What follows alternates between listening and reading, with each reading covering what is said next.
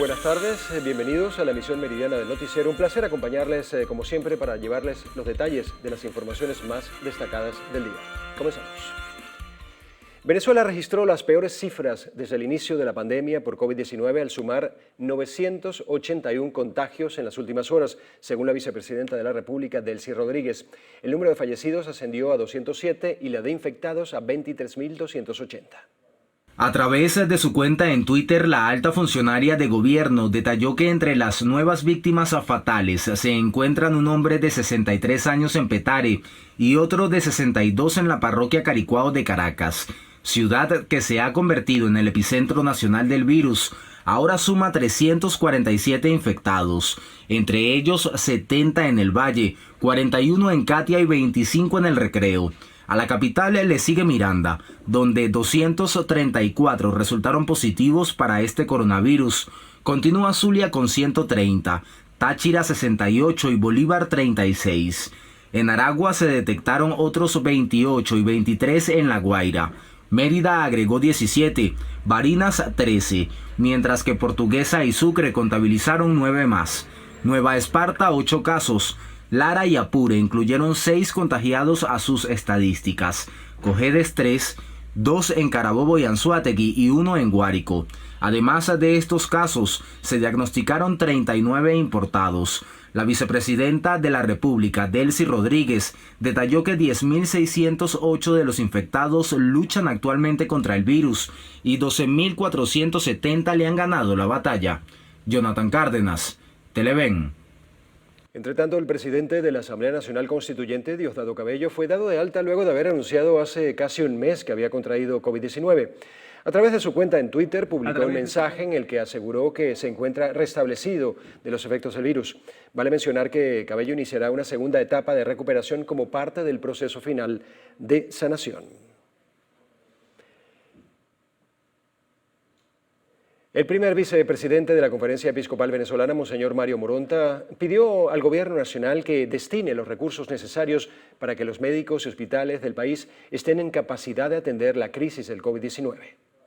Que destine los recursos necesarios para que nuestros hospitales, nuestros médicos tengan lo que necesitan, porque no puede ser que se estén exponiendo cuando están haciendo su servicio. Y quiero pedirle de corazón, no solamente que lo haga aquí en el Táchira, sino en todo el país, pero de manera especial aquí. Yo quiero agradecer y bendecir a Dios por la entrega de estos médicos que arriesgan su vida, pero que el Estado les provea de lo que necesitan.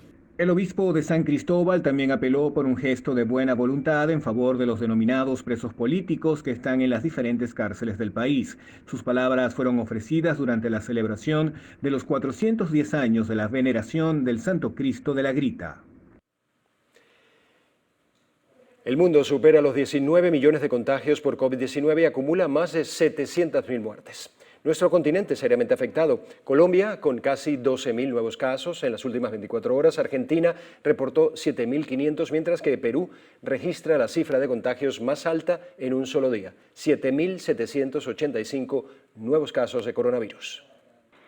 El gobierno colombiano anunció que fueron confirmados 11.996 casos por coronavirus, solo durante las últimas horas, a los que se adicionan 315 muertes por la misma causa. El vecino país reporta cifras totales de 357.710 casos y 11.939 fallecidos. Argentina le sigue con 7.513 nuevos casos. Este sería el número de infectados más alto registrado desde la declaratoria de pandemia. El Ministerio de Salud de ese país informó también sobre 147 fallecimientos a causa del virus. Argentina totaliza 228.195 positivos y 4.251 fallecidos. Perú también registra la cifra de contagios más alta en un solo día desde el inicio de la emergencia, 7.785 nuevos casos de coronavirus, para una suma total de 455.409. Los decesos, un total de 20.424 para la región Inca. México superó las 50.000 muertes por COVID-19, son 50.517 fallecimientos y 462.690 casos en suma global. de los que 819 muertes y 6.590 contagios se confirmaron en el último reporte diario. Otro país que rompió una alta barrera fue Ecuador, al acumular más de 90.000 casos positivos de COVID-19.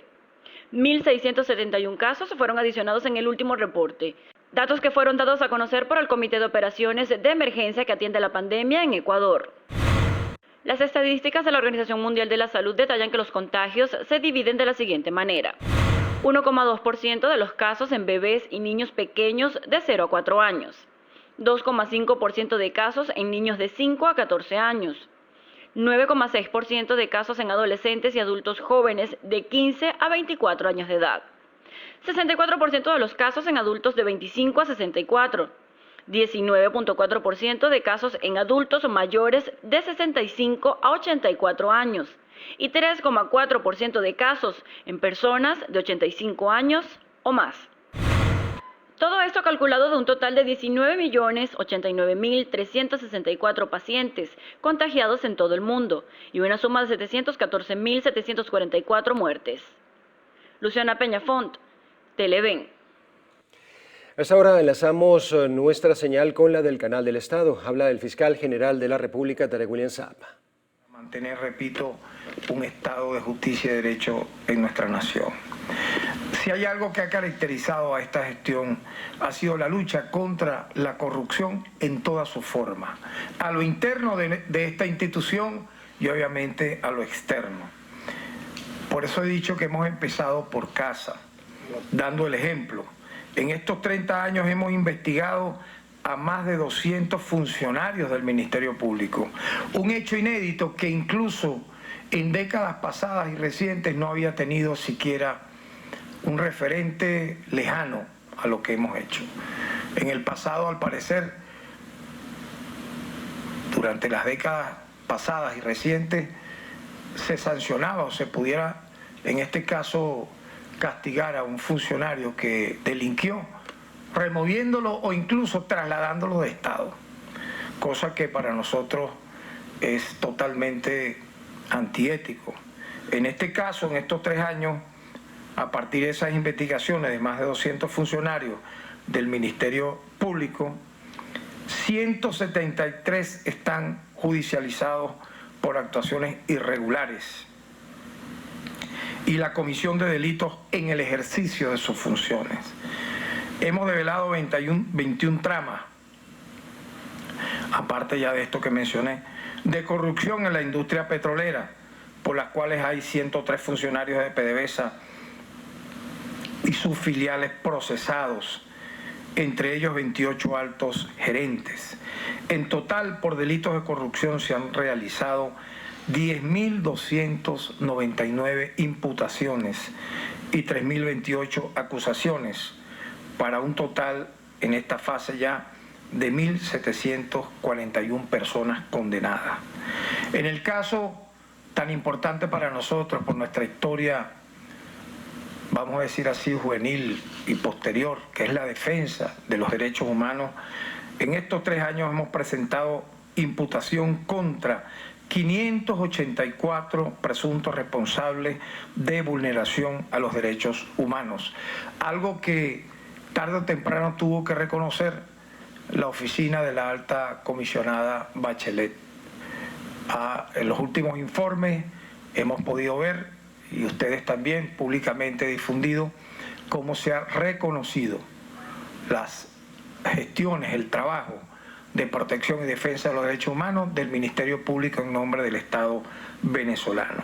En tal sentido, se han privado de libertad a 450 funcionarios que han mancillado el honor de su uniforme, cometiendo actos reprochables que van desde ejecuciones extrajudiciales a delitos de tortura o tratos crueles, inhumanos y degradantes, o actos de privación ilegítima de la libertad, que hemos señalado debe execrarse de todo el sistema policial venezolano porque atenta contra la propia Constitución de la República Bolivariana de Venezuela en su título 3, del cual presidimos la Comisión de Derechos Humanos de la Constituyente, que junto con la sociedad y la comunidad organizada, las ONGs, los activistas de derechos humanos del país logramos ese título 3 que es ejemplo en el mundo. Igualmente han sido acusadas 925 por los delitos, como dije antes, de homicidio, tortura, tratos crueles, inhumanos o degradantes, privación ilegítima de la libertad, violaciones de domicilio, entre otros. Y se han logrado sentencia condenatoria contra 140 de los implicados. Así que cuando dicen o cuando hablan por hablar, para utilizar este tema, que es un tema muy delicado, para socavar la legitimidad de la democracia venezolana, sabemos que lo hacen quienes no tienen el honor, ni la voluntad, ni la historia de hacerlo, particularmente superpotencias como la de Estados Unidos de América, lo hacen como parte de lo que significa esos laboratorios de propaganda, de guerra sucia. Ellos no valoran, ni ven, ni les importa las cifras reales, los nombres, los apellidos que vamos siempre difundiendo cuando ocurren eventos lamentables como estos, porque dígame usted qué gobierno, qué Estado puede satisfacerse de una violación de derechos humanos. Solo en la Cuarta República o en los estados dictatoriales, en donde era institucionalizada la violación de derechos humanos, las masacres como la de Yumare, la del Amparo, la del Caracazo, la de Cantaura, el lanzamiento de seres vivos, militantes de izquierda, desde helicópteros a montañas, a lugares como por ejemplo ocurrió con Alberto Lovera en Lecherías, mi querido estado Anzoátegui. Y luego cuando torturaban personas, como ocurrió con el profesor Jorge Rodríguez, líder de la izquierda venezolana en su momento, el ministro de Relaciones Interiores, Octavio Lepage, dijo que había muerto de manera natural por un infarto. Lo que no dijo que el infarto fue producido por las torturas que Henry López Cisco, entre otros, durante días hizo para que finalmente ocurriera esto que he narrado. Pero si nos ponemos a hablar de cuántos estudiantes acribillados en manifestaciones, cuántos campesinos desaparecidos, más de 3.000 desaparecidos, aún Víctor Soto Rojas, lanzado a las montañas de Miranda, hermano de Fernando Soto Rojas e hijo de Rosa, no sabemos dónde está su cadáver. Y así nosotros hoy hemos reivindicado esta lucha, presentando pues estas cifras muy importantes, y me he querido detener un poco aquí porque obviamente cuando se quiere atacar a la democracia venezolana en los últimos 20 años se ha buscado este tema, que era antes invisibilizado por todos los organismos multilaterales, por todos los países que se llaman vigilantes de esta materia. Pero aquí está el funcionamiento del Ministerio Público presentando este balance. En el caso de violencia contra la mujer, hemos presentado 11.036 acusaciones en caso de violencia contra la mujer y se ha logrado un total de 1.778 personas condenadas. Un tema muy importante que revela la judicialización y que no haya impunidad, como lamentablemente podemos observar en los llamados países del Grupo de Lima. Comparemos esto que acabo de mencionar, este castigo ejemplar a los maltratadores de las mujeres, con lo que pasa, por ejemplo, en Colombia, en Ecuador, en Perú, en Chile, donde prácticamente la violencia contra la mujer se convirtió en un hobby, en un deporte que no tiene fin, que no tiene castigo ni sanción. Aquí en Venezuela la señal es clara contra los delincuentes de cualquier nivel. Habrá justicia, obviamente, porque es un tema también que vincula a familiares. Donde hay un delito se ocasiona una lesión a padres, a madres, a hijos. Y cuando actúa el Ministerio Público con los tribunales penales, estamos preservando esa paz familiar.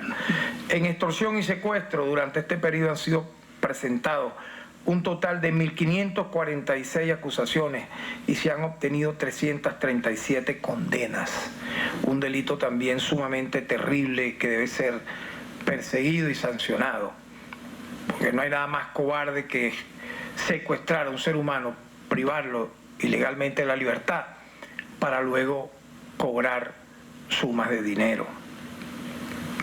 En el caso de las drogas, del combate a las drogas, a pesar de la situación de pandemia que se vive en el mundo, yo quiero destacar que, y aquí presento un balance concretamente sobre el tema de recientes casos de la droga, como se los dije al principio. Los criminales no se detienen, a ellos no les importa pandemia, ni que haya virus, ni que haya heridos y fallecidos por esta materia. Felicitamos el trabajo que hace el Estado venezolano en su conjunto para garantizar que los contagiados puedan tener una pronta recuperación. En medio de bloqueos y sanciones, eso jamás se había visto en la era de la humanidad. Díganme ustedes en dónde había ocurrido, yo creo que ni en la época de Hitler, dónde había ocurrido que en medio de una pandemia que ha cobrado centenares de miles de vidas, que tiene millones de contagiados en el planeta Tierra,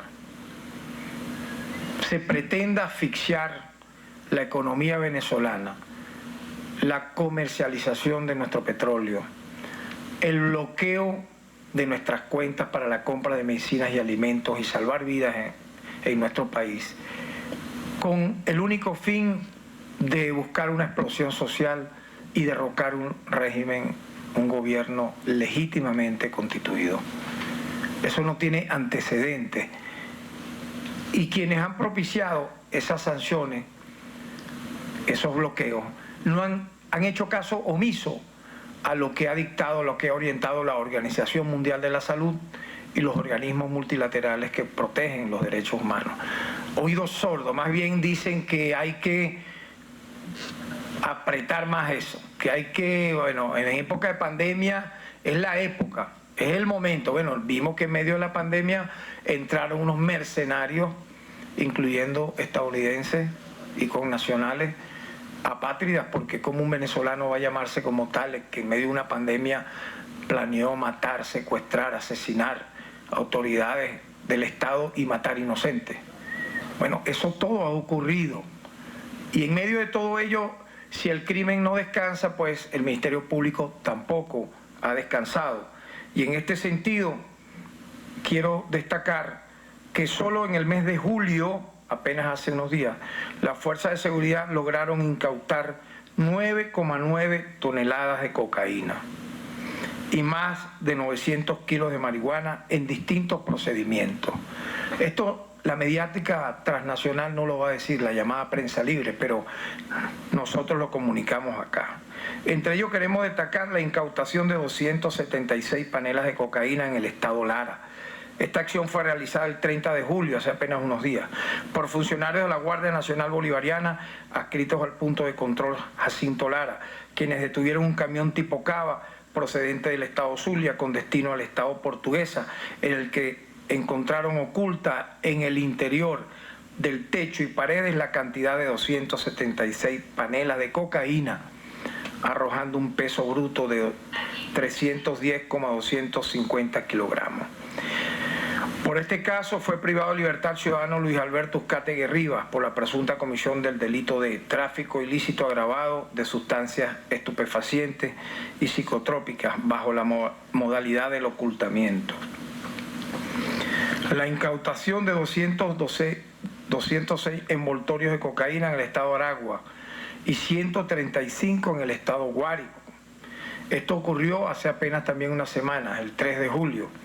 Funcionarios militares adscritos al punto de control de Villa de Cura, estado Aragua, lograron la detención de 2 ciudadanos identificados como Marco Antonio Rivas y Wilmer Lugo Baloa, quienes se encontraban a bordo de un vehículo tipo camión transportando de manera oculta la cantidad de 206 envoltorios tipo panela de cocaína con un peso de 238 kilogramos.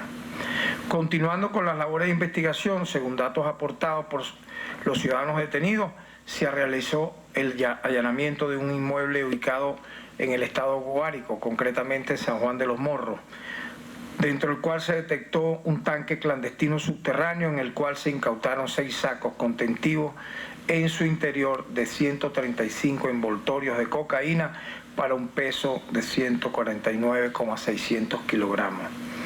En total se incautaron 377,600 kilogramos de cocaína. Vean ustedes, estos son procedimientos de apenas hace una semana en el mes de julio. Los dos detenidos fueron privados de libertad por la presunta comisión de los delitos de tráfico ilícito agravado de sustancias estupefacientes y psicotrópicas bajo la modalidad de transporte y asociación. En el presente caso, el Ministerio Público ha solicitado la orden de aprehensión contra otros 2 ciudadanos, las cuales fueron acordadas el pasado 10 de julio. Igualmente, quiero ya para finalizar destacar que en el estado Táchira también se incautaron 170 envoltorios de cocaína. El pasado 17 de julio la Guardia Nacional Bolivariana realizó el procedimiento en el punto control Vega del estado Táchira, en el cual detuvieron a un vehículo de carga.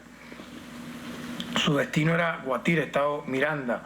En el interior de los tanques de almacenamiento de combustible se encontraron 191 kilos de esa droga, de marihuana, siendo detenido el conductor Giancarlo Rodríguez González.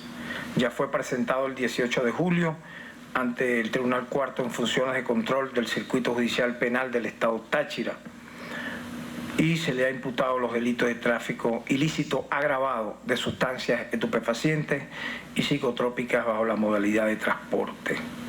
En tal sentido, en esta lucha sin cuartel que Venezuela demuestra con cifras, con hechos, que a diferencia de otros países que no solo son narcoestados terroristas como Colombia, que se encargan siempre de ocultar su verdadera faz y tratar de migrar ese delito a nuestro país, aquí sí hay justicia contra estos delincuentes. En el caso de drogas hemos presentado 12.103 acusaciones y hemos obtenido 3.453 sentencias condenatorias. En este lapso las autoridades venezolanas han incautado 118.4 toneladas de droga en estos últimos 3 años, de las cuales 75 toneladas corresponden a incautaciones de cocaína y 47,8 a toneladas de marihuana. Se ha solicitado la incautación preventiva de 45 aeronaves, 60 inmuebles, 1.506 vehículos y 26 embarcaciones. Como pueden observar, este Ministerio Público, a pesar de este doloroso tema de la pandemia, del contagio del COVID-19, ha venido trabajando día a día sin descanso, eso se lo puedo garantizar, chequeando todos los casos en el territorio nacional, haciendo las guardias correspondientes en medio de las medidas, obviamente que el Ministerio de la Salud y la Comisión Presidencial ha ordenado. Pero, como se dice, el deber siempre nos llama y todas las dependencias del Ministerio Público han seguido funcionando con el personal de guardia respectivo. En este sentido, nuestro servicio médico implementó en las diversas entradas del Ministerio Público la toma de temperatura mediante termómetros infrarrojos, así como el rociado de alcohol para todas las personas que ingresen y egresen de nuestras oficinas. Con el apoyo de Protección Civil se han realizado jornadas de desinfección en los principales edificios en Caracas y en todo el territorio nacional. Se ha dotado de trajes de bioseguridad al personal de alto riesgo que atiende directamente al público. Se realizó jornada de despistaje dirigida, en este caso, a 4 funcionarios que se encuentran de guardia en la ciudad de Caracas, obteniendo un total de 4 casos positivos y 446 casos negativos, todos ellos con los cuidados de salud respectivos, quienes resultaron positivos. Igualmente se realizaron despistajes en 9 estados del interior, obteniéndose 5 casos positivos en cada caso positivo se tomaron las medidas necesarias para su internamiento y tratamiento, y podemos decir que todos están afortunadamente en buen estado de salud. Igualmente debo destacar que se han realizado en sede del Palacio de Justicia 22 audiencias preliminares que estaban diferidas. Lo mismo se ha estado haciendo en el interior del país a los fines de disminuir el congestionamiento en los centros de detención, donde con un plan que hemos coordinado con el Tribunal Supremo de Justicia se han venido realizando acciones muy importantes. Ya la habíamos comenzado el año pasado en la reunión que hicimos con el presidente del TCJ, el ministro de la Defensa Padrino, el ministro de Acciones Interiores Reverol, los jefes de los órganos auxiliares de Justicia, la ministra Iris Valera del Ministerio Penitenciario, para descongestionar los centros de estación policial, descongestionar las policías en los casos que haya que hacer por situaciones de enfermedad, por retardo procesal, etcétera. Esas jornadas han continuado sin dilación para dar respuesta al ciudadano que amerita, que busca este Ministerio Público como el corazón y el alma de la justicia venezolana. Así que mis felicitaciones a todo nuestro personal, a nuestro valiente personal, a nuestros fiscales, varios de ellos, por cierto, sancionados por su trabajo junto a nosotros. Al final es un honor que sancionen a un profesional del derecho por ejercer la justicia, por luchar contra los corruptos, por luchar contra los apátridas que quieren, incluso en medio de una pandemia, una guerra civil para nuestro país. Quieren una explosión social, quieren reeditar un Caracazo como si eso fuese algo mecánico, quieren una intervención extranjera, claman de rodillas porque nos invadan y nos masacren. Calculen de lo que estamos hablando y luego se llaman ellos los más grandes venezolanos, los más grandes demócratas. Nosotros hemos dado entonces el ejemplo en esta materia y estos 3 años han valido la pena y los que vienen para seguir luchando por la justicia y los derechos humanos. Muchas gracias. Llévatelo. Muy bien, escuchamos entonces al fiscal general de la República, Tarek William Saab, en señal de Venezolana de Televisión. Nosotros continuamos entonces con el noticiero con más información. El Banco de Desarrollo de América Latina está en capacidad de otorgar financiamiento a Venezuela siempre y cuando las fuerzas políticas logren establecer un consenso mínimo. Óscar Pineda nos amplía. Buenas tardes, Óscar. Buenas tardes, gracias por el contacto. El segundo día de la Asamblea Anual de Fedecámaras inició con la intervención del presidente ejecutivo del Banco de Desarrollo de América Latina, Luis Carranza, quien señaló que la estabilidad macroeconómica y la seguridad jurídica son aspectos necesarios para reimpulsar la economía en Venezuela. Veamos. CAF puede desembolsar créditos a Venezuela. Ahora, la realidad se impone y la realidad es que tenemos países dentro del directorio de CAF que no reconocen al gobierno del presidente Maduro. Entonces, en CAF, para hacer nuevos desembolsos de crédito que puedan apoyar un proceso de reconstrucción o un proceso de apoyo en la emergencia sanitaria, necesitamos un consenso mínimo en Venezuela para poder aprobar esto en el directorio donde están los países que deciden.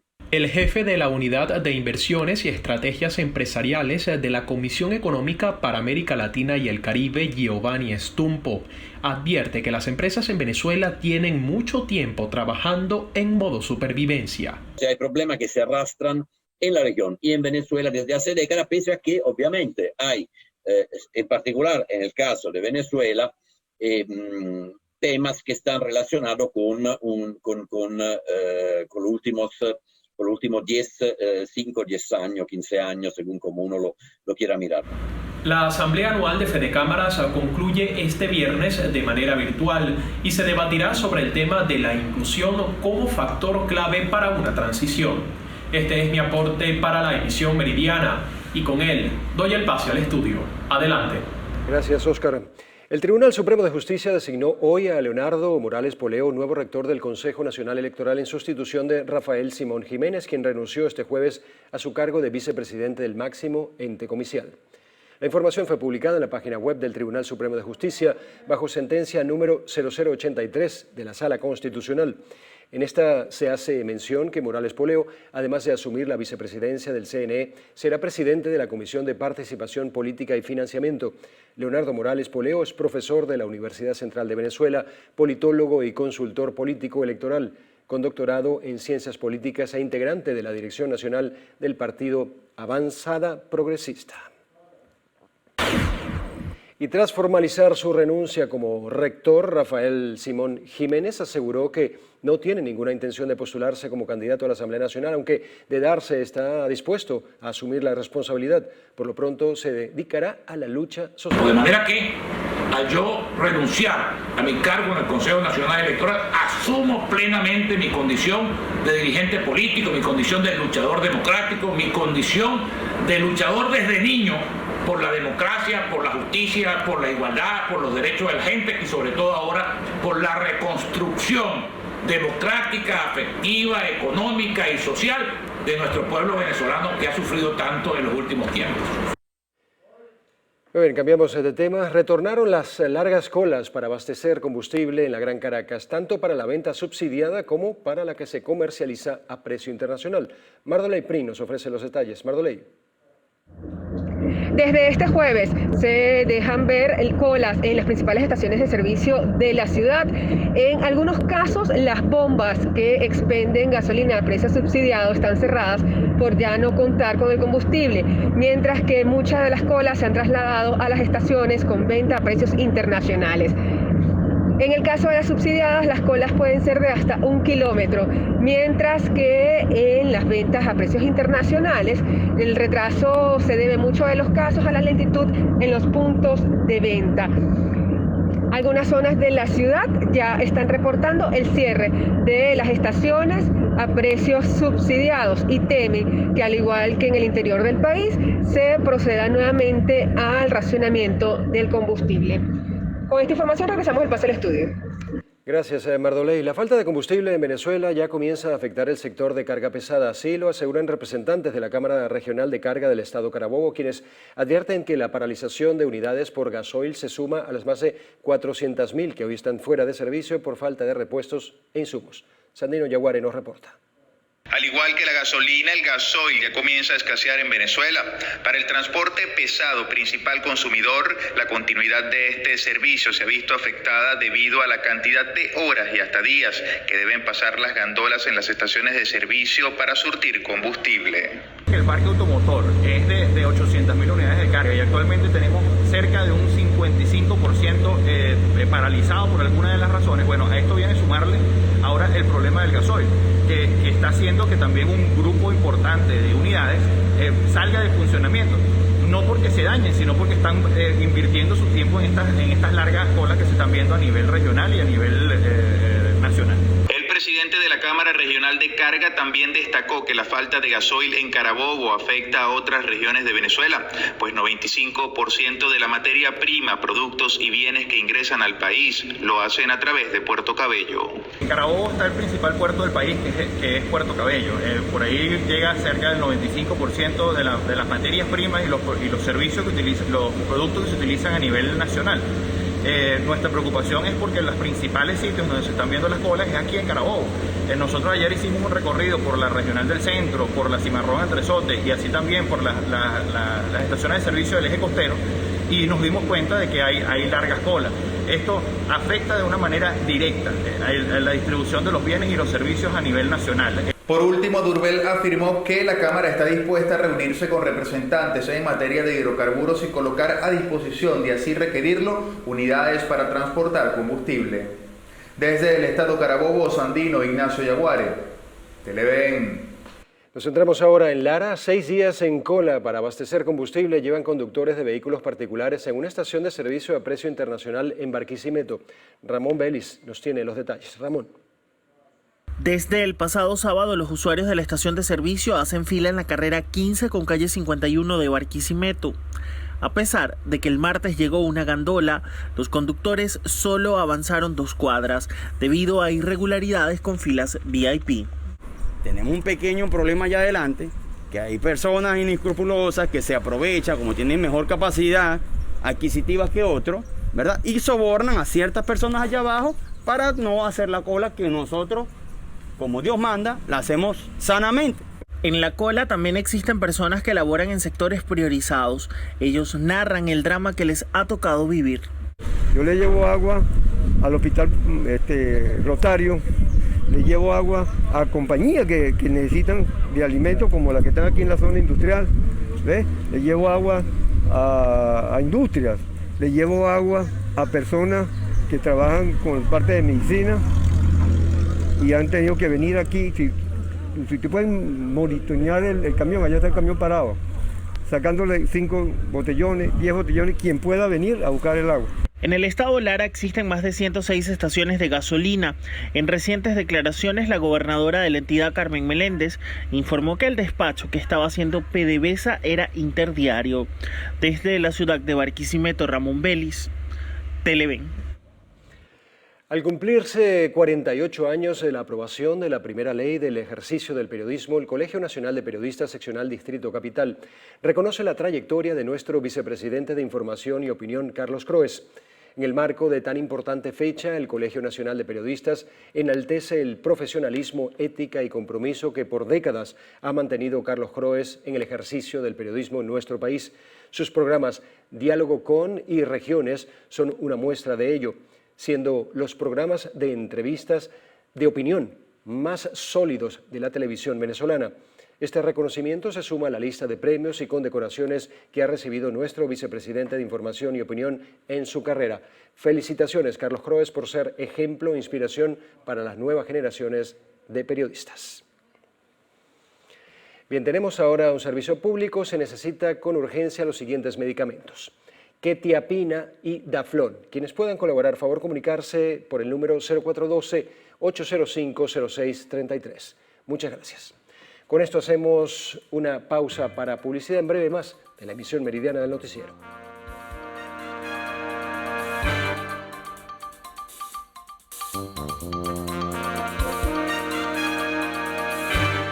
Continuamos. En el estado Zulia, los apagones eléctricos se extienden por más de 6 horas, algo que padecen desde hace varios años. Nos reporta Lenín Danieri. Son a toda hora, a veces en el día o en la madrugada. No hay un momento específico cuando toca. A veces son fallas, otras racionamientos. Por supuesto, nadie explica a quienes los padecen de qué se trata. Es una pesadilla como la de Rosaura, que empieza a la 1 de la tarde. Y son las 9:10 de la noche y aún no nos han reintegrado el servicio. Esto es algo inhumano, es algo invivible. O sea, aquí estamos en una película de supervivencia. En los municipios foráneos los cortes son más severos que en el eje metropolitano de Maracaibo. En Santa Rita se preparan para enfrentarlos.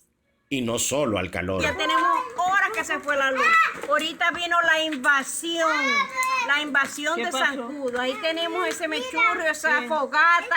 Una crisis social y de servicios públicos de magnitud que solo conocen quienes la padecen, acompañada de una pandemia mundial y una cuarentena. En todos estos años, la única constante ha sido la promesa de la estabilización del sistema eléctrico, algo que parece ser difícil de cumplir para las autoridades. Desde el estado Zulia, Lenín Danieri, Televen. Gracias, Lenín. Nos vamos ahora al estado de Anzoátegui. Entre 7 y 10 fallas diarias registra el servicio de electricidad en el municipio Simón Rodríguez. Susana Quijada nos tiene los detalles. En la ciudad del Tigre, usuarios reportan deficiencias en el sistema eléctrico que pueden llegar a alcanzar las 10 diarias. Sin embargo, durante los periodos lluviosos, estas se incrementan considerablemente. Un día se presentan de 7 a 10 fallas en distintos sectores de nuestra ciudad. Rotura de guaya, caída del tendido eléctrico, ¿me entiendes? Se van los fusibles, se queman de los transformadores. Entonces, todo este tipo de cosas que se presentan a diario y son cosas que, bueno, lamentablemente se incrementan. Indicó que a causa de estas fallas se ha registrado paralizaciones de pozos de agua. La más reciente provocó que durante 5 días un campo de acuíferos permaneció inoperativo. La alcaldía del municipio Simón Rodríguez siempre de manera seria y responsable, y ha sido las indicaciones de nuestro alcalde Ernesto Raidán, ha puesto a disposición con mucha humildad, con mucha seriedad y con mucha responsabilidad todos nuestros equipos, sobre todo lo más complejo que es el equipo del camión cesta, el brazo, para que el personal de Corpoelec pueda realizar sus trabajos de manera expedita. Durante las últimas precipitaciones registradas en la entidad, un promedio de 30 a 40 sectores, tanto del municipio Simón Rodríguez como Guanipa, reportaron deficiencias en el suministro de energía eléctrica. Desde la zona sur del estado de Anzoátegui, Susana Quijada, Televen. Entrando en materia de sucesos, en el sector Dos Plantas de Guarenas, estado Miranda, fue detenido un sujeto que asesinó a su madre para quedarse con la casa y luego la enterró en el patio de la vivienda. El sospechoso, identificado como Luis Eduardo Pérez Ibáñez, tenía 4 meses de haber salido de la cárcel de Yare. Luciana Peñafón nos amplía la información. Pérez Ibáñez era solicitado por investigaciones relacionadas a la muerte de su madre, Cuy Teresa Ibáñez, de 54 años. Y mientras funcionarios de la policía del municipio Plaza realizaban labores, observaron que este, junto a otros sujetos, emprendió la huida al notar la presencia policial.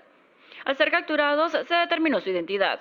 Al recapitular el hecho, la víctima desapareció el pasado 27 de julio, donde fue vista por última vez por sus vecinas al compartir una taza de té. Pasados los días, su hijo ofrecía diferentes versiones sobre su paradero. Decía que estaba aislada porque tenía COVID-19, que realizaba trabajos de peluquería en otras urbanizaciones, entre otras excusas. Sin embargo, un hermano de la víctima reveló a periodistas de La Fuente que soñó con ella indicándole que la buscaran dentro de la casa. Efectivamente, estaba enterrada en un matero en el patio trasero de la vivienda, ubicada en el sector Carpintero de la parroquia Petare de la entidad mirandina. Luciana Peñafont, Televen. Vamos a la pausa, pero tenemos antes un servicio público. Se solicita con urgencia los siguientes medicamentos: Neupogen, Palonocetrón, Ondansetron, Apreitan, Isosfamida en ampollas, Paglitacen también en ampollas y Paglitaxel. Quien pueda colaborar, favor comunicarse a través del teléfono 0414-099-2370. Muchas gracias. Con esto hacemos una nueva pausa en la emisión meridiana del noticiero. Al regreso revisamos el panorama internacional.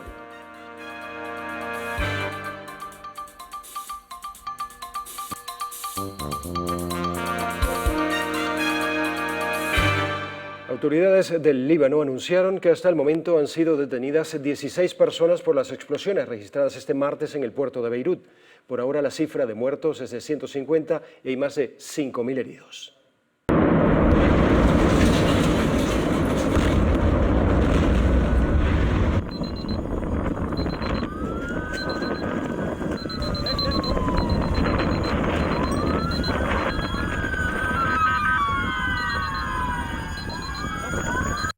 Aunque las investigaciones preliminares arrojaron que las explosiones fueron producto a 2.750 toneladas de amonio, autoridades del Líbano siguen indagando para determinar el origen de las detonaciones.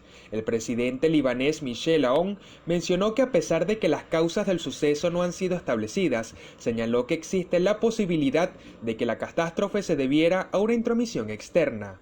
Añadió que dio un plazo de 4 días para que el equipo de investigación determine las verdaderas razones de los estallidos.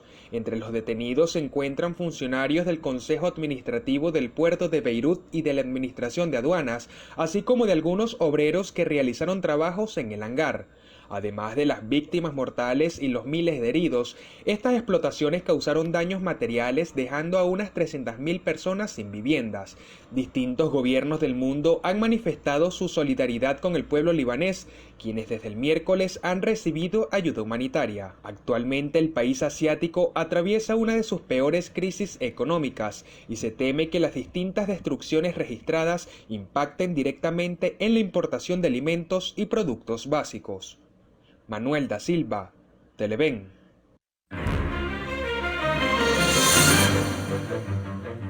El presidente de Colombia, Iván Duque, aseguró este jueves que no tiene interés en reunirse con su homólogo venezolano Nicolás Maduro y reiteró su apoyo al diputado Juan Guaidó. En una rueda de prensa virtual, al presidente Duque le preguntaron sobre el tema, haciendo referencia a la posibilidad de un encuentro como asomó hace días el mandatario estadounidense Donald Trump.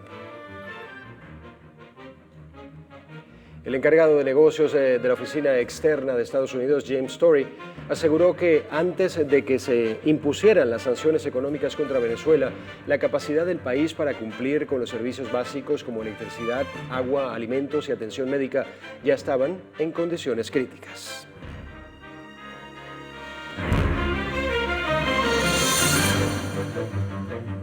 12:54 minutos de la tarde, una nueva pausa. Al regreso, lo mejor del entretenimiento y la farándula en lo actual.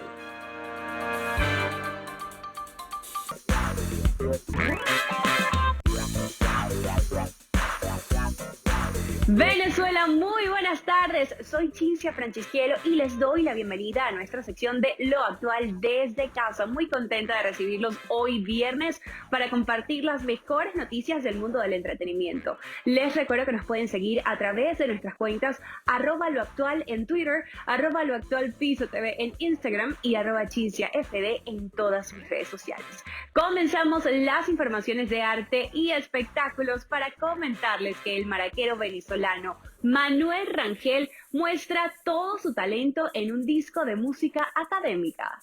King Mango Berry, Music of Ricardo Lorenz es el nombre de este disco lanzado en Estados Unidos que reúne un catálogo de más de 200 producciones de música clásica y jazz. El lanzamiento de este trabajo tiene como protagonistas a dos venezolanos, el compositor Ricardo Lorenz y el maraquero Manuel Rangel, quienes por esta colaboración han sido nominados en varios renglones de la categoría música clásica de los premios Pepsi Music.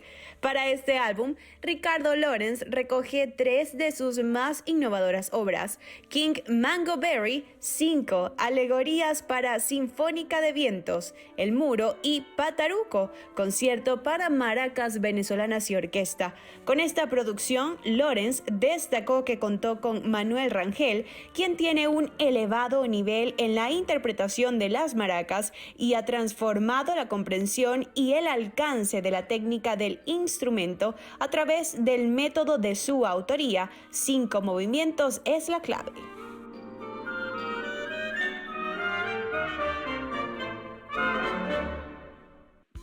Continuamos en materia musical y hablando de talento nacional para contarles que el cantante venezolano Potter presentó su nuevo promocional titulado La Turista. Tras su debut en la música con el single Noche de Reggaetón, el intérprete venezolano presentó su nuevo sencillo, un tema del género cumbia con el que planea conquistar las carteleras radiales. La composición de La Turista estuvo a cargo del propio artista y la producción de Luis Baez. Este lanzamiento viene acompañado por un material audiovisual filmado en Caracas bajo la dirección de Daniel Colina.